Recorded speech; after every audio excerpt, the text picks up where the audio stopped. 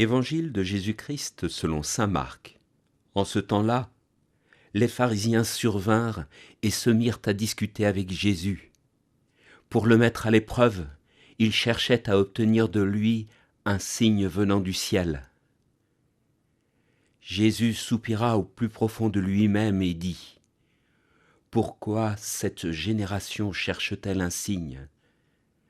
Amen, je vous le déclare, aucun signe ne sera donné à cette génération. » Puis il les quitta, remonta en barque, et il partit vers l'autre rive.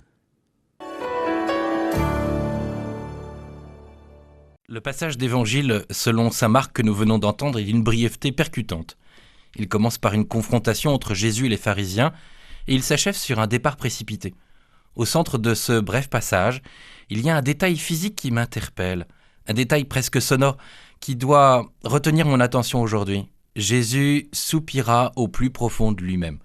Que signifie donc ce soupir ?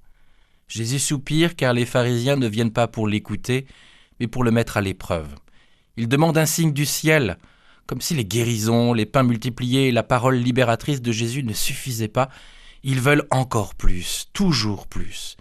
Le gémissement de Jésus n'est donc pas à comprendre comme un signe de faiblesse, mais plutôt comme l'expression d'une profonde lassitude.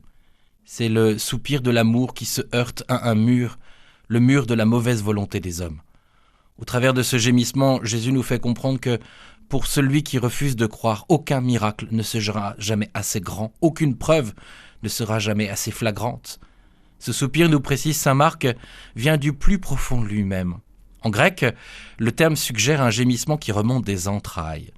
Nous avons dans ce gémissement comme la plainte du Créateur devant la dureté de cœur de sa créature. C'est le soupir de celui qui offre tout et à qui l'on demande encore des garanties. Il y a là comme une douleur qui jaillit des entrailles de Dieu, car la relation de confiance que Dieu sollicite se confronte à une exigence de démonstration. Or Jésus refuse de se voir réduit à un magicien, un faiseur de miracles.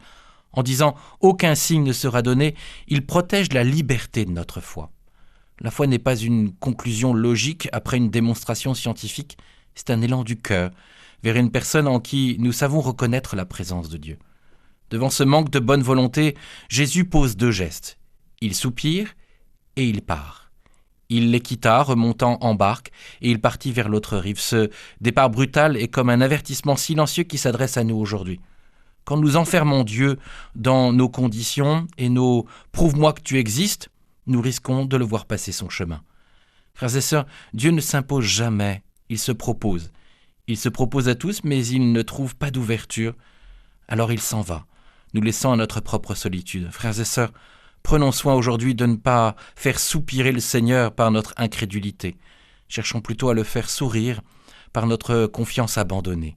Car le plus grand signe du ciel, ce n'est pas un prodige dans les étoiles, c'est Jésus lui-même, présent au milieu de nous, présent en nous.